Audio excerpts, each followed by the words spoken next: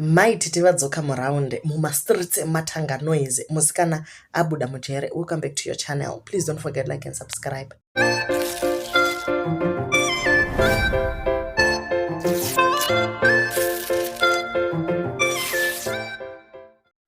Felistas Murata uyo anozikamwa nekunzi Mai Titi appeared in court today kuappeal yavo vachibva varepresentwa nalawyer ravo rinonzi Mr. Muvhami, avo vaishanda vakarwa vamire. Mai Titi has been found not guilty of theft against the state. Musakanga mukapaya kuti macharges akadropwa ukanzi vachabuda muna December, asi aiwaka musikana abva atonzi ngaachienda hake kumba kuvana vake.